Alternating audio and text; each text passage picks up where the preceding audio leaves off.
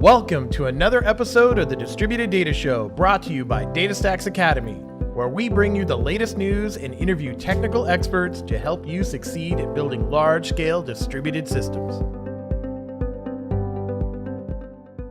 Hello and welcome to another episode of the Distributed Data Show. I'm David Gilardi, a technical evangelist here at DataStax.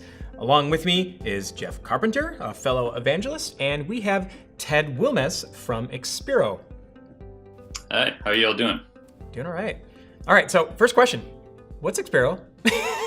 Good question. So Expero is we're a consulting company. We do a lot of software development. We have a great UX and front-end design team.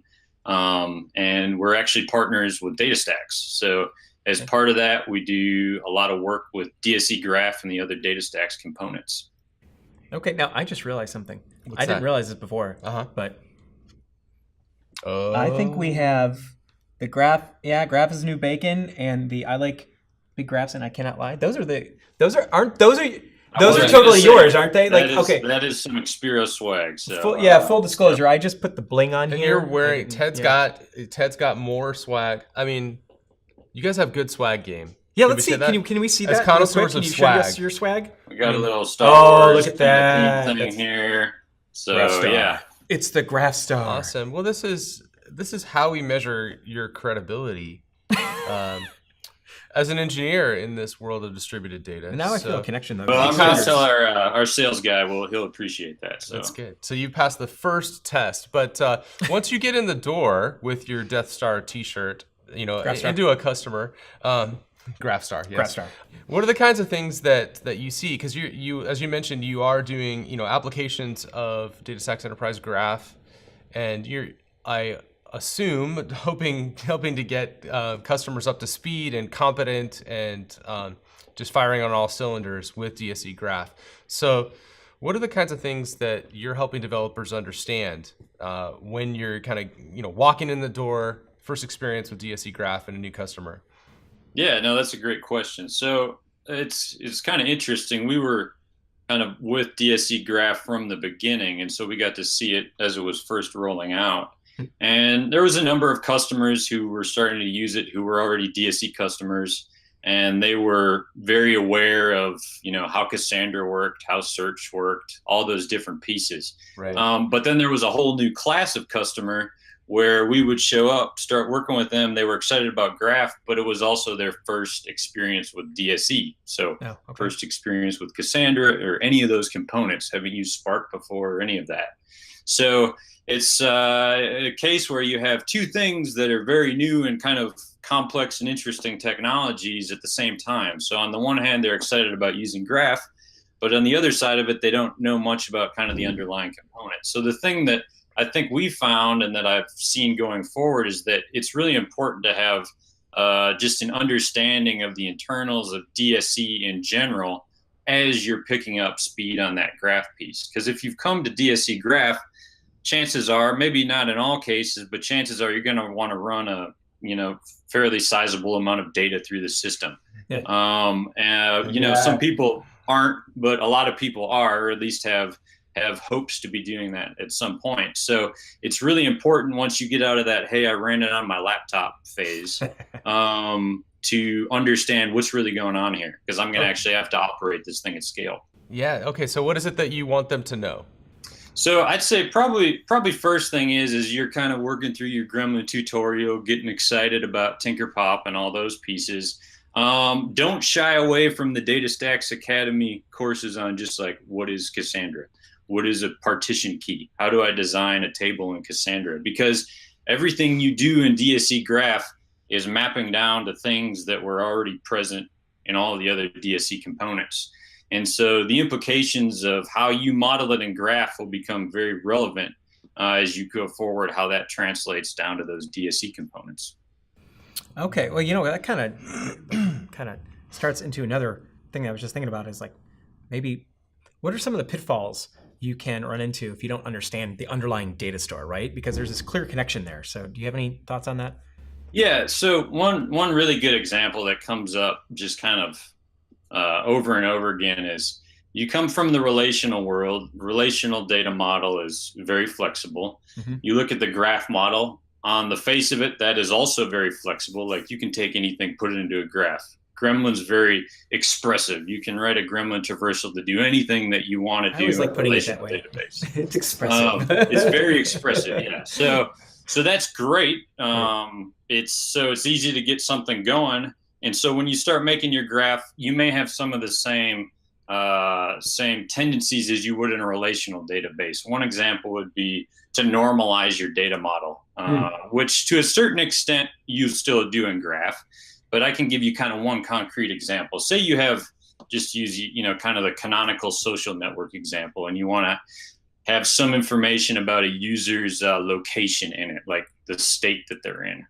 So let's say we have a few 100 million users in our system. And so they're all pointing to, your model is very simple, like a user and then a state vertex.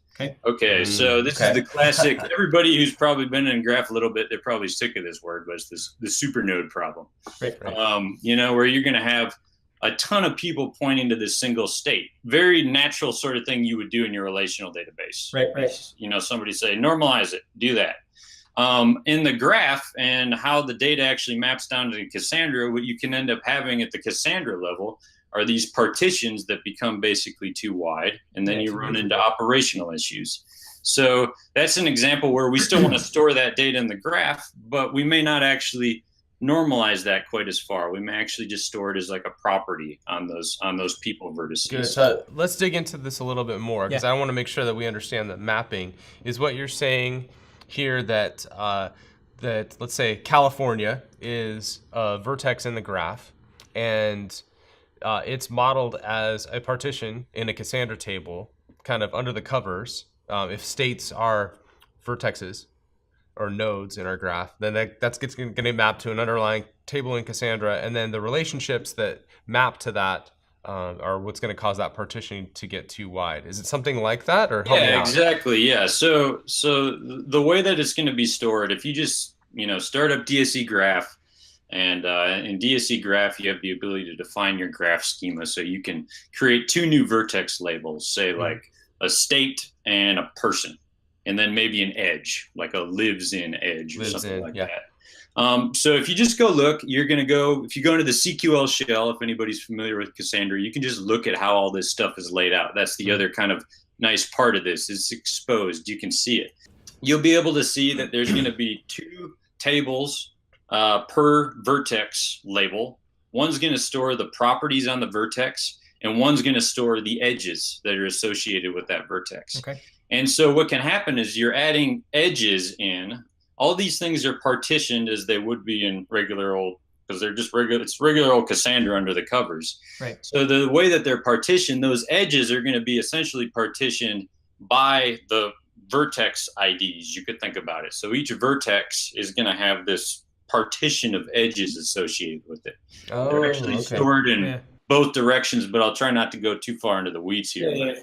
What basically can end up happening is, you say you have a million edges off of a vertex, you're going to have a partition that resolves to some very large number of rows in it. And up to a point that works, but it will slowly degrade as it gets larger and larger. People familiar with Cassandra are familiar with that problem. Okay, so how is that a normalization problem? That's the one other aspect of how you stated things that I wanted to dig into. Yeah, the way that I like to think about it is, sometimes you hear about graphs, you think whiteboard friendly. That comes up a lot. People say, I can go draw my data model on the board, and then that's what's going to end up in the database. Right. In certain cases, that can work. So in the relational world, people are very used to kind of, not really the opposite, but something different, where you have I have a logical model and I have a physical model. And the physical model that goes in the database may look a little bit different than my logical model did. And graph, for better or worse, on the face of it is very friendly. It's a very friendly data modeling paradigm. And so people don't realize necessarily that we're still running this on computers. They're complicated systems. There's trade-offs. Yeah. And sometimes that model is not going to look as pristine as you want it. So when I'm talking about normalization, I'm talking about kind of that tendency to maybe make this very nice normalized model versus making some tactical decisions where you change that model to be more performant because of the system that it's running on. So it sounds like there's a temptation to take the whiteboard drawing, which might be a form of a conceptual or logical model, and just say, okay, I'm just going to code that right up in Graph, and if like without thinking about the considerations, you what could that actually really means, make it look like that in Studio, because there's the schema viewer that takes the stuff. You say like, look, I correctly replicated the whiteboard drawing, and look, it looks just like this in the schema viewer. I must have done it right. Yeah, exactly, and that'll in certain cases that'll work, and that's fine. But especially as you grow out in scale, number of nodes and things like that.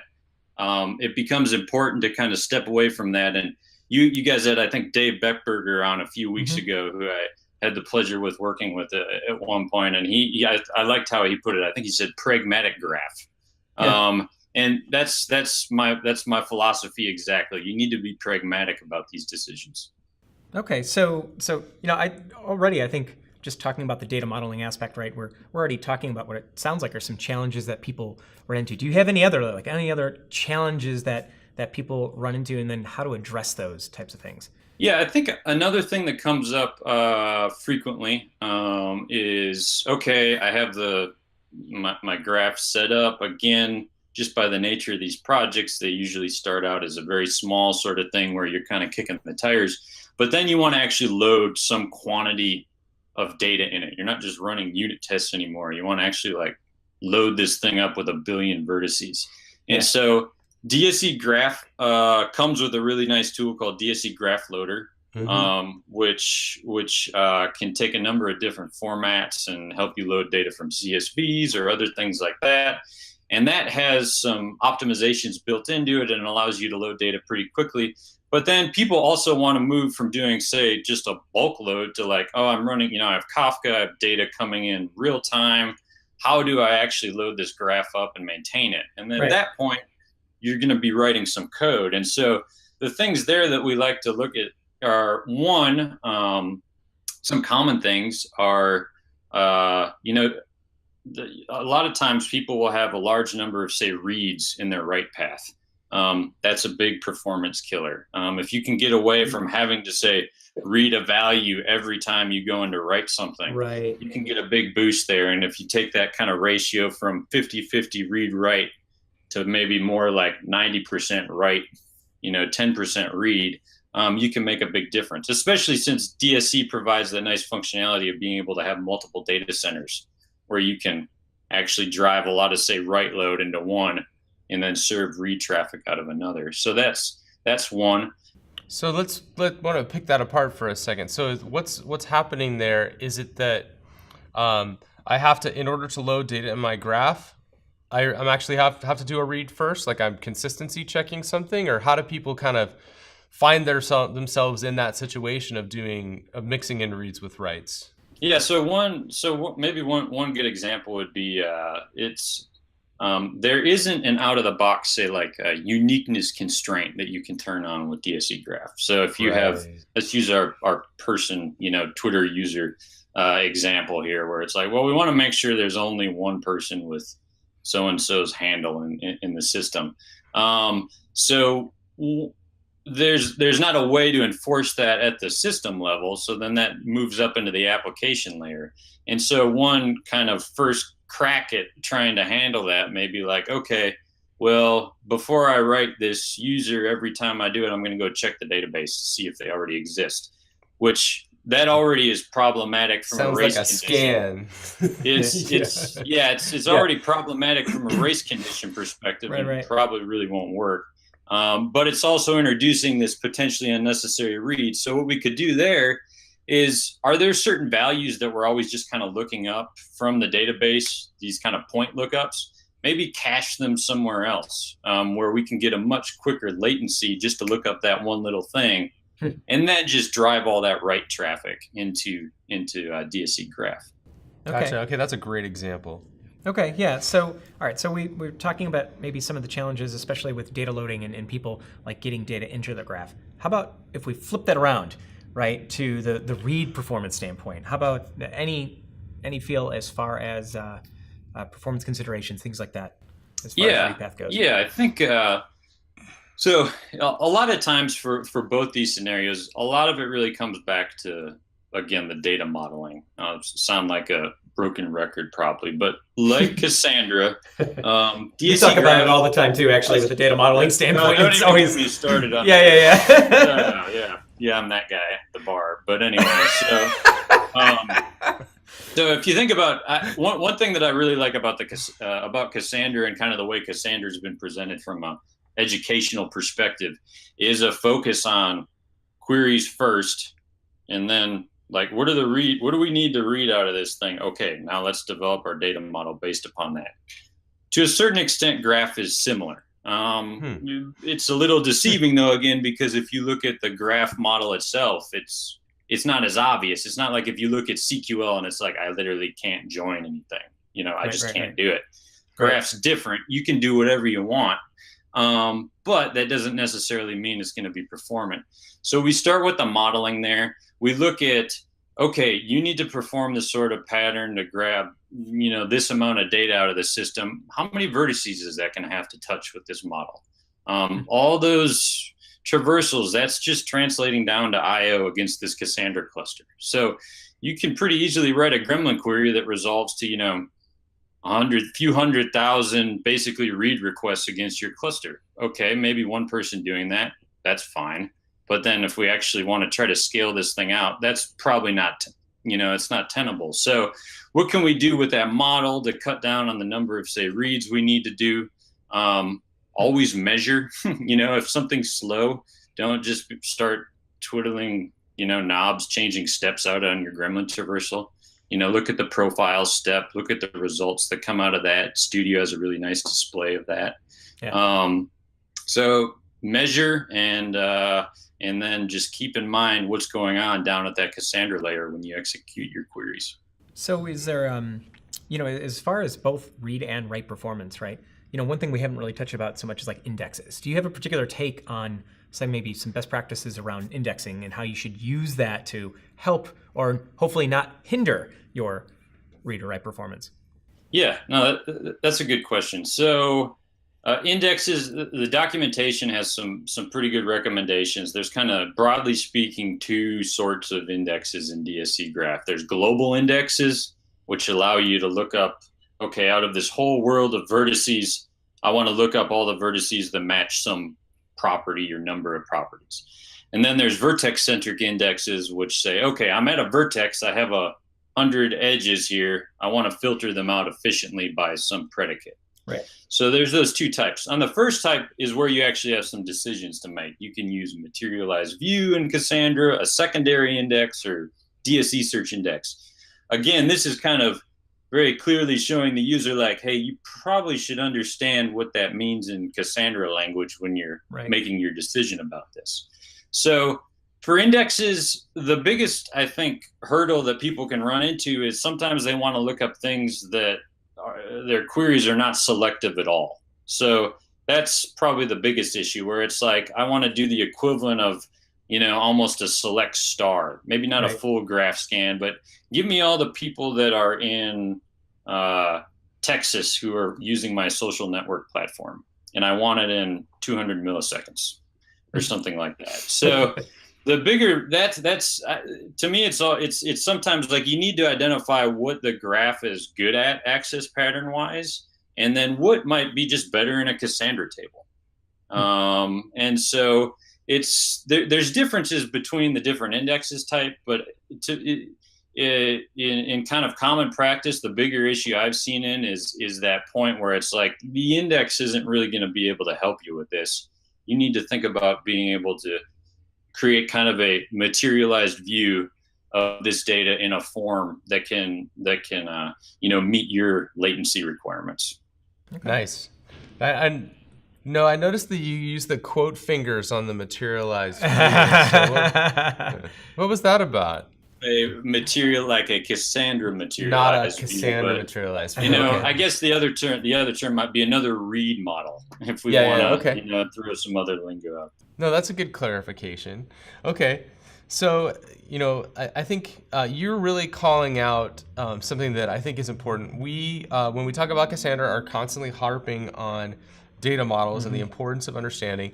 And, sometimes people push back against that, and they'll say, well, it should just work. And why do I have to think so hard about, I don't know what all my read patterns are that I'm possibly going to ever need. Why do I have to think about them up front? But I feel like you're using, a system, a database like Cassandra, like DSE, and with DSE Graph, you're using it because you have these characteristics where you need the high performance at very large scales. And so you are not absolved of having to think about the implications. If you want the performance at scale, then yeah, you're going to have to think about your data model, whether it's Cassandra or Graph. I mean, am I right?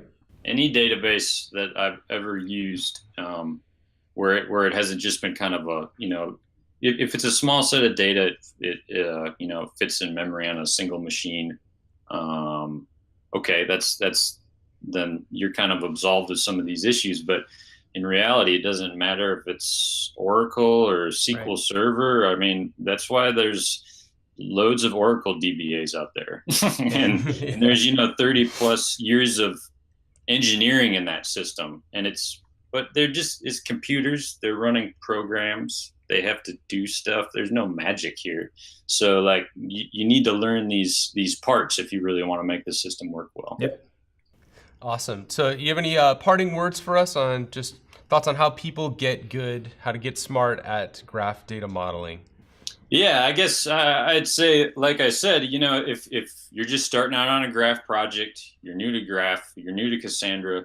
I know it's a fire hose of information you need to take in. So I'm not saying like you need to become a guru on all these different parts, but I think something like at least spending some time on DataStax Academy, watching some of the intro Cassandra videos, I think it will be well worth it. You will have a better understanding down the road as to what's going on, why things are slow, and really save yourself some time in the future. So take your time now. It'll take a little extra time, but I think it'll pay dividends going forward. Excellent. Well, thank you for the words of wisdom, Ted. We've really enjoyed having you on this week's show. And thanks, everyone, for watching, listening, engaging with this content, however it is that you do that. Thanks, and we'll see you next time. Thank you. Thank you for joining us again for the Distributed Data Show. We love your feedback, so go to the Distributed Data Show page on DataStax Academy and tell us what you think. You can also find us on the DataStax Academy YouTube channel or find our podcast on iTunes, Google Play, or wherever you get great podcasts. While you're there, make sure and subscribe so you don't miss a single episode.